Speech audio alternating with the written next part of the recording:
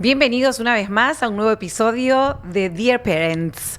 En el día de hoy vamos a estar conversando con Sofía Geyer. Sofi es especialista en innovación y neurociencia. Hola Sofi, ¿cómo estás? Hola Marce, muchísimas gracias por la invitación. Gracias a vos por venir. Un placer enorme que nos visites hoy en Buenos Aires. Gran día de lluvia o día de gran lluvia. Y aquí estamos. Apoya este episodio Galletitas Smokies. Así que cuando te vas a llegar unos sobrecitos para acompañar la vuelta al cole y estos recreos que intentan ser saludables. Me viene muy bien, pues soy fanática de todo emprendimiento que nos ayuda a que los padres logremos hacer que nuestros hijos coman más sanos en la vorágine del día a día. Sin duda lo lográs con Galletitas Smokies. Son orgánicas. Gracias. Las conoces. Gracias. Sofi, especialista en innovación, y nos vas a contar ¿qué está pasando hoy en educación y si el terreno está fértil para innovar? Escuchándote en varias de tus presentaciones y a lo largo del tiempo que llevo siguiéndote, perdón, te vengo leyendo también. Y la innovación también depende de un gran compromiso, no solo social, sino individual. ¿Cómo nos ves para innovar en educación? Bueno, acá me tengo que ir un poco al pasado, a mi propio pasado, pues yo tuve una carrera súper ecléctica. Cuando me mirás y decís, ¿cómo pasaste de ser una terapista ocupacional que trabajaba desde el ámbito de neurociencias, que trabajé un montón con escuelas, a hoy tener una consultora de gestión de innovación con empresas? Y hay todo, y hay todo un hilo conductor. Muchas veces pensamos que innovar es como si fuera meter cohetes a la luna en todos lados, ¿no? Ok, bien. Que innovar se trata solo de la startup disruptiva, que solo es inteligencia artificial, que solo es tecnología. Bien. Y en realidad, cuando uno mira una organización, y acá puede ser una escuela, puede ser el sistema educativo, puede ser cualquier otra empresa, que eso fue lo que yo después aprendí en otros lugares. Bien. Todo, hay como una receta y hay elementos que sabemos que tienen que estar dentro de una organización para estar más abiertos a la innovación. Qué bueno. Qué bueno. Ahora, desmenuzamos qué es innovar, que parece esto tirado. Vamos acá al punto. Vamos a empezar por donde hay que empezar. Contanos, Sofi, ¿qué es innovar? Exacto. Porque yo tuve una característica, a mí me gustan las cosas concretas. Bien, ok. Cuando hablamos de innovación, hablamos de una capacidad que puede ser de una persona o de una organización para generar algo nuevo, para estar adaptándose a los contextos que van cambiando, pero no solamente algo nuevo de esto, con lo glamoroso, lo sexy, sino algo nuevo que tenga impacto. Bien, obvio, bien. Que agregue valor, que responda a una necesidad, que sirva realmente. Porque uno de los grandes, yo sé, ya 10 años estoy en gestión de la innovación, y una cosa muy común, hay dos errores que yo creo que a veces vemos muy seguido, que es, uno, me enamoro de la moda. Ok. Y después vos implementás tu moda. Está de moda la tendencia que todos los chicos tienen que aprender, a ver, alguna tendencia robótica. Igual me encanta robótica. No, o sea, te podría haber dicho inteligencia artificial, pero no quiero meterme ahí porque la quiero cuidar un poquito. Para después, justamente, con tu ayuda, desmenuzar un poquito esto de qué sí y qué no. Sí. Y la mega pregunta es el cómo. Vamos a agarrarla la clave. Y la guardamos. Sí, vamos a retomarla. Pero sea que sea la moda, no importa si se ponen de moda anillos de colores que hacen que los chicos piensen mejor. Ok. Muchas veces lo que nos pasa es te enamorás de esas cosas, pero después hay cosas mucho más básicas que necesitan cambios, que por eso hablamos de la innovación disruptiva y la innovación incremental. Perfecto. Que es, nos olvidamos también de aquellas cosas que por ahí no van para la foto, pero tienen que estar cambiando todo el tiempo. Bien. Te voy a hacer, algunas cosas que yo a veces veo en el ámbito educativo, pero también soy madre. El zapato de cuero. Claro. El contact. El contact, por ejemplo. La fotocopia del cuadernillo que tiene ya 20 años a veces. Claro. Hay una parte que tiene mucho más que ver con la innovación, que es esa capacidad de que una organización, como si fuera una célula viva, pueda cambiar. Claro, y hay un montón de cosas, y justamente educación y el colegio, la escuela, nos lo deja como en bandeja, ver todas las cosas que no fuimos cambiando y por qué no las fuimos cambiando. Hoy. Exacto. ¿Importa si es papel araña o pediste un cuaderno rojo? ¿Por qué nos peleamos por eso? O sea, ¿por qué discutimos por eso? Cuando para innovar, a lo mejor hasta sin mucha inversión, es un cambio de chip, de mindset. Y que por ahí agrega muchísimo valor, porque innovación también se trata de esto, de resolver problemas, de hacer las cosas más fáciles, de hacer las cosas más simples, con menor esfuerzo. Y ahí es verdad que no siempre es ir a copiar lo que todo el mundo ve que está de moda. Ok. Para innovar, nosotros sabemos, sea una escuela, sea la organización que sea, tiene que tener esta capacidad como de una organización que autoaprende. Perfecto. Imaginémonos. Y aprende también, a ver, vos corregime o ayúdame, de la sociedad, de lo que está pasando afuera del colegio. Exacto. Para mí las organizaciones son como el cerebro humano. O sea, tenemos que verlo igual. Yo hay muchas cosas que veo muy parecidas a una organización grande que al cerebro humano. Bien. El cerebro humano, para crear algo nuevo, tiene que aprender, como vos decías, ¿qué está pasando nuevo que hace 15 años no pasaba? Bien. Lo mismo son con las escuelas. Los chicos, las familias, los docentes, el contexto no es el mismo que hace 15 años. Sin dudas. Entonces, obviamente que tiene que ser como una especie de grupo vivo que puede aprender y puede todo el tiempo cuestionarse y aprender de sus propios errores. Aprender tiene que tener una variable que miramos en las empresas que más innovan, logran innovar en el mundo, es la apertura al cambio. Bien. La flexibilidad que tienen las empresas. Claro, esto de decir, bueno, pará, pensando en el colegio, en la escuela y en educación, hay algo que hay que desaprender. Exacto. Para poder incorporar o para poder alinearnos por donde hoy van a ir los chicos y pasado mañana cuando salgan del colegio, ¿no? Tal cual. Y además no es solamente listo, ahora hiciste un cambio y ya está. Saber que vas a tener, que innovación tiene que ser parte del ADN, porque hoy es una cosa, entonces va a ser otra. Entonces, Bien. por eso cuando uno mira empresas grandes, desde Google hasta startups que van muy rápido, todas las que nosotros vemos versus, porque en el mundo de las empresas vemos muy claro las tradicionales que se quedaron y perdieron negocio versus las que se logran adaptar a los cambios. Ok. Por ejemplo, desde el famoso caso Kodak hasta otras que por ahí no lo van a declarar. Pero yo he tenido muchos clientes que me llaman a mí porque nos está yendo muy mal, nos dormimos. Claro. ¿Qué hacemos? Que no hicimos. ¿Cómo podemos empezar a acelerar? Y ves estas cosas, me quedé... Bueno, iban cambiando las cosas muy endogámicos. Son por ahí, las cosas que hay que evitar es siempre miran muy para el adentro. Sí. Similitudes con educación. Y quedamos enredados en lo que éramos y las formas. Me pasa hablando con directivos el año pasado, o incluso a principios de este año, al acercarle una propuesta de innovación en educación. Sí, pero espera, todavía no, porque estamos justo cambiando los libros. Se pueden hacer las dos cosas a la vez, Sí. si fuera el caso. Sí. Digo, no dejemos de ver lo que le está pasando a los chicos, a las familias de los chicos y lo que está pasando en la sociedad, ¿no? Y algo que hacen muy bien, que yo creo que el mundo educativo podría aprender, hay dos cosas que hacen muy bien las empresas que más innovan en el mundo cuando se las estudia en profundidad. Que una es, tienen muy aceitado algo que se llama el ambidiestrismo, que es saber que vos tenés que gestionar con una mano en el presente y otra en el futuro. Muy bueno. Eso significa que a nivel management, a nivel gestión, una escuela es una organización como cualquier otra, Claro. que tiene procesos, es una organización de servicios, tenés que organizarla de esa manera. Entonces, una mano obviamente está puesta en la gestión eficiente de la operación, Bien. que todo suceda, y la coyuntura también diaria. Pero otra mano tiene que estar puesta en pensar un poco el largo plazo y prepararse para el largo plazo. Claro, de hecho, la escuela, un colegio, su objetivo final es en el futuro, Bueno, eso es algo que a mí me vuela la cabeza. ¿no? Porque muchas veces te ¿Por qué la encontrás... fórmula tiene que seguir siendo la misma cuando el resultado va a ser siempre distinto? Siempre distinto. Y es lo que más me vuela la cabeza porque debe ser uno de los pocos sectores Claro. que tiene que trabajar con los chicos para prepararlos para el mundo que se les viene. Claro. O sea, De deberías... manera conjunta casi, en simultáneo, hay que ir ayornando, ¿no? No podés no estar pensando, y además, no solamente tenés que estar abierto a los cambios del hoy, sino cuando nosotros hablamos de una mano en el presente y otra mano en el futuro, ese futuro es empezar a imaginar qué cosas se pueden llegar a venir de posibilidades.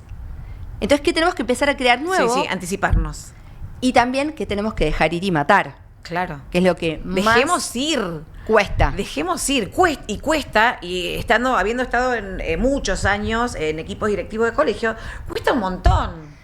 Cuesta un montón porque hay mucho trabajo, no sé, ¿será el apego al trabajo realizado? Pero si tal vez hasta lo realizó otra generación.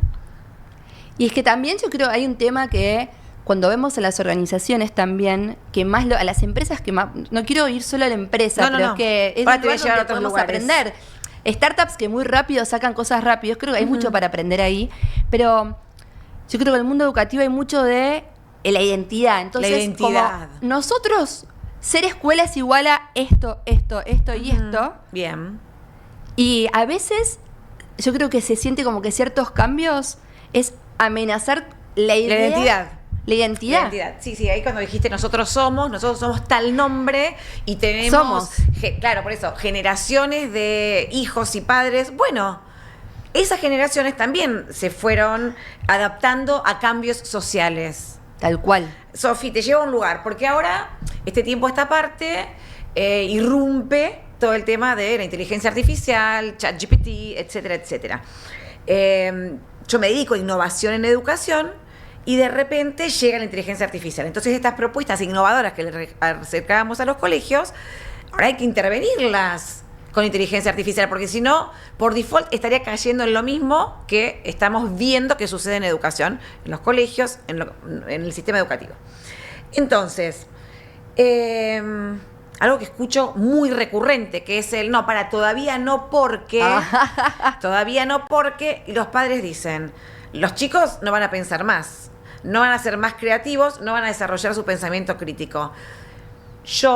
Mi pensamiento, mi trabajo está puesto en que a lo mejor podemos potenciar esa creatividad con algo que se alinea a sus formas, a las formas de los chicos de hoy. Es que, a ver, y acá digo lo mismo, tanto lo que es en el sector salud, como también también estamos viendo este tema de las empresas tradicionales con la irrupción de inteligencia artificial. De vuelta, vayamos a innovación. Uno sabe que puede innovar adentro de la escuela en un montón de áreas. Sí. Una cosa es las herramientas directas a los niños, otra en todo lo que es la planificación didáctica que hace el docente, en los procesos internos de la escuela, en las comunicaciones con los padres. Hay un montón de lugares. Muchísimo. O sea, si nosotros agarramos como un rompe, de hecho hay modelos de esto que analizan todas las áreas donde vos podés innovar, hay un montón de lugares. Yo creo que lo que nos empastamos a veces con inteligencia artificial es no darnos cuenta, de vuelta, toda tecnología agrega valor. Hay que concentrarse cuál es ese valor que agrega esa tecnología. Ok, pero la pregunta es, vamos a desmistificar un poco y vamos a ser concretos. ChatGPT, ¿va a impedir el desarrollo de la creatividad de los chicos? Claro, es que ahí viene el tema. Porque primero, hoy en día inteligencias artificiales generativas. Sí. Para innovar, primero pensar los problemas. Hay que sentate, haz un brainstorming de los problemas que vos, si sos docente, sos director, sentate y haz un problemstorming, le decimos. Bien. ¿Qué problemas tiene hoy tu escuela? Vos, docente, ¿qué problemas tenés hoy? ¿O qué dificultad dónde encuentran sus dificultades los docentes? Exacto. Porque convengamos que también estamos dentro de un ecosistema, un sistema educativo argentino, con las características de la Argentina. Exacto. Por eso, primero sentate vos en tu metro cuadrado.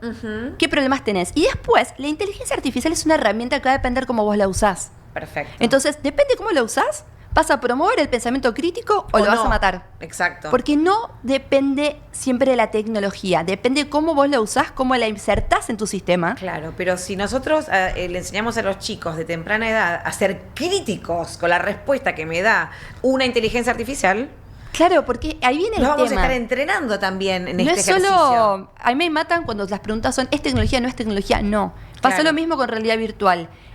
Depende de vos. Por ejemplo, una gran oportunidad de la inteligencia artificial generativa es para el docente, para sus tareas. Ni hablar. Si están... Ni hablar, ayudémoslos a planificar, facilitémosle la tarea. Exacto. Propuesta. No, y a otro megatema que queríamos traer nosotras juntas. La integración. Exacto. ¿Cómo le facilitamos la tarea a los chicos que tienen dificultades en distintas áreas? Exacto. Bueno, esto es un tema que a mí me convoca mucho. Yo siempre le cuento a todo el mundo. Yo tengo diagnóstico de déficit atencional. TDAH. Ok. Que en otra época era padecerlo. Y además, trabajé en el ámbito clínico de terapista ocupacional. Estoy formando en todo lo que es integración sensorial. Por más que ya sé deseos, me dedico solo a empresas. Bien. Hay un montón de chicos que ni siquiera tienen un diagnóstico. No. Pues ni siquiera. Hoy para mí es una locura hoy. Se está patologizando. Sí. Hay chicos que simplemente necesitan levantarse un poco más de la silla. Sí. Nada más. Hoy en día tienen la posibilidad los docentes tienen una inteligencia artificial donde le pueden pedir, ¿me podrías dar actividades para este perfil de chicos? O la misma actividad con, adaptado a una situación o a un contexto donde el chico, por tales características, pueda tener otra actividad. Lo que pasa la lo mismo con dislexia, Exacto, con todo. Es que lo que hoy te va a traer la inteligencia artificial es como si fuera, para mí son potenciadores como cognitivos de las personas. Te va a traer ideas, te va a traer eso que no llegas a hacer. También. Muchísimo, pero yo lo digo nosotros, yo también lo digo yo como profesional, con mis equipos también. Claro. Vos podés ser más eficiente, podés buscar ideas, no sabés, de repente hay un chico que te estás dando cuenta que se levanta mucho en la mesa y no sabés qué hacer, pedile a ChatGPT que te dé ideas. Claro. ¿Qué ejercicios podrías darle? ¿Qué actividades? Sí. Esa fotocopia que estás usando hace 20 años, ¿no le podés pedir una inteligencia artificial que te genere una imagen nueva? Totalmente. Ahí es donde decís, pero ¿por qué estamos hablando tan del futuro del pensamiento crítico cuando vos en innovación incremental? Sí, lo básico. En tu problema, si hoy no tenés tiempo para planificar, bueno, pensá hoy en dónde te podría sumar valor. ¿Cómo este texto, que esta persona con dificultad de comprensión o cualquiera de sus dificultades, puede ser dislexia, el mismo texto que va a trabajar toda la clase, adaptámelo para un chiquito con dislexia, para un chiquito con dificultades de comprensión. Es increíble porque el problema que venía pasando es que los docentes obviamente los tiempos y no tienen por qué saber cómo individualizar el aprendizaje. Exacto. Bueno, ¿qué te trae la inteligencia artificial? Conocimiento rápido. Hoy en día no vas a tener que depender tanto. Antes éramos los terapeutas con unas planillas de recomendaciones. Te digo, igual pasa todavía. Sí, pasa. Pero, por ejemplo, un programa de cómo mejorar funciones ejecutivas en el aula, que además no le va a servir solamente a los que por ahí están ahí, le sirve a todos. Sí, obvio. Eso te lo puede dar la inteligencia artificial. Entonces, le podemos facilitar la tarea al docente. Muchísimo. Por eso también es bueno, después obviamente los chicos al usarla, yo voy a confesar con mi hijo, uso ChatGPT, el de audio. Sí. Lo que nos pasa hoy a los padres es esto de la tecnología. ¿Cuándo se lo doy y cuándo no? Es bien. ¿Qué edad tiene? 7. Es re difícil. Bueno, pero vos estás hablando que es un acompañamiento, está acompañado ese acercamiento a la tecnología. Sí. Estás acompañando, es muy difícil. Porque además a mí me encantan los videojuegos. Claro. Para mí simplemente conlleva mucho diálogo, mucha comunicación. Yo cuando les digo yo todo TDAH, servite el otro. Se nos cayó el agua. Tire el agua, cosas que me suelen suceder a mí. Bueno, pero el que está al lado, el negro, está disponible. Gracias. Por ejemplo, un juego que sí trato de hacer con mi hijo cuando tenemos tiempos muertos, yo toda la suscripción paga de ChatGPT en el celular, le pongo con audio, le hace adivinanzas o que le cuente chistes. Entonces, y avanza a partir de ahí. Lo escuchás a él hablar de que le va tirando chistes, le va haciendo adivinanzas, le pregunta cosas, sí, ¿qué es esto y qué es lo otro? O se lo pongo, por ejemplo, si está leyendo un libro para que lee, ¿no? Yo hay muchas cosas que le digo, me pregunto, le digo, yo no sé, preguntémosle a ChatGPT. Claro. Yo creo que Bueno, pero en esto ya él va viendo de qué manera lo puede ir usando, de qué manera se puede ir autogestionando el acceso a información. Y algo que yo refuerzo un montón siempre, que es el tema de enseñarles a promptear de chicos, ¿no? Y bien. Eso está muy bueno. No, es que tal cual. Es verdad que yo creo, a ver, no sé, Marce, vos cómo lo estás viendo, pero todavía hay un gap muy grande en la enseñanza por habilidades. Sí, muchísimo. Muchísima. La Escuela de Educación de Harvard tiene mapeado como 45 modelos teóricos de habilidades socioemocionales. De hecho, uno de mis grandes temas este año, que me voy a un fellowship a hacer un proyecto de eso, es desarrollo de pensamiento crítico, creativo, ético y sistémico. Bueno, vamos a hablar a tu regreso también. En junio les cuento. También para llevarlo al mundo adulto. Claro, sí, claro, básicamente. Pero también, o sea, no sé, de vuelta, no es solo la tecnología, si en la currícula, en la planificación, preguntémosle a la gente qué es realmente el pensamiento creativo, el pensamiento crítico, la gente te va a dar todas respuestas diferentes. Claro. No hay buen conocimiento sobre eso. Entonces, si tampoco desarrollamos buen contenido, metodologías para desarrollar eso, no llegás. Entonces, ¿qué hablamos de pensamiento crítico de ChatGPT si no lo estamos enseñando todavía? Lo básico. Sí, llegamos sin formación a cuestionarnos si estamos hackeando o no el pensamiento crítico. Sofi, dos cosas muy puntuales. Te escuché decir como un objetivo para este año es ayudar a la gente o querer ver a la gente potenciar y desarrollar sus habilidades creativas en su metro cuadrado. Su metro cuadrado, estamos hablando de lo social, lo laboral, la vida personal. Ok, te encantaría que eso suceda. En los equipos donde vos trabajás y has impactado, ¿cómo lo trabajás? ¿Cuáles son las sugerencias? Porque también como ciudadanos y como miembros de una familia, de una comunidad, está bueno también tener esa conciencia de decir, bueno, yo quiero ser más creativa en todas mis áreas. ¿Fácil o difícil? Mira, yo este año una de las cosas que estamos desarrollando es una academia de habilidades de innovación. Uh-huh. Y tuvimos que ir a mapear habilidades que no son tan tradicionales. De hecho, yo soy profesora en la Universidad de San Andrés, en la Escuela Ejecutiva, y en un programa también investigamos eso. Porque, por ejemplo, una de las cosas que la mayoría de nosotros tenemos que hacer es cuidar tu tiempo libre de baja carga cognitiva. Ok. ¿Qué está pasando hoy? Hay una sobrecarga, eso es un libro que estoy en la mitad. El tema de un libro, no quiero spoilear. Hay una sobrecarga de información. Hoy en día tu mente tiene pocos momentos libres. Bien, sí, y en sobrecarga de información, imagínate nosotros que somos un poquito más conscientes para los chicos. Los chicos es tremendo. Es tremendo. En neurociencias de la creatividad, que es otro de mis fuertes, sabemos que vos, para que se te ocurran ideas, necesitas momentos de soledad, momentos de incubación de ideas. Bien. Momentos de baja carga cognitiva. Y de silencio, ¿no? En silencio, sí, y sobre todo en soledad, momentos donde tú, lo que le decimos la memoria de trabajo, que es la función cognitiva, imagínense que es como la memoria RAM del cerebro, en donde vos no estés 100% concentrado en el algo. Cuando te colgaste por la ventana y empezaste... Sí, te colgaste, bien. Y empezaste a...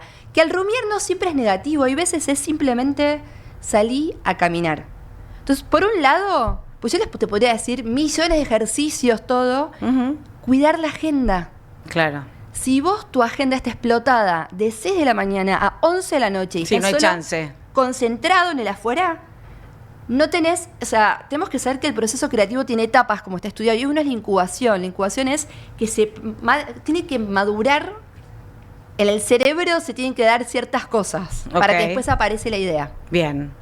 Por eso te aparecen ideas en la ducha, cuando estás caminando en la calle, cuando estás manejando la mitad, porque no estás concentrado en algo. Bien. Entonces, una es esa. Y espera, con respecto a eso, ¿cómo ayudamos piénsenlo para a los chicos que también. No tienen? Claro, piénsenlo para los chicos también. No tienen esos momentos, con esto de que cuando están tirados en el sillón, están scrolleando, cargándose de información que les llega por YouTube, por TikTok, Bueno, que además eso tiene doble problemática. Le estamos metiendo mandatos. Sí, sí. No solamente están en tecnología, están absorbiendo mandatos culturales 24 horas por solo eso. Muchísimo. Bueno, estar atentos a eso, ¿no? Sí, pero cómo los ayudamos a dosificar. Sentate y aburrite.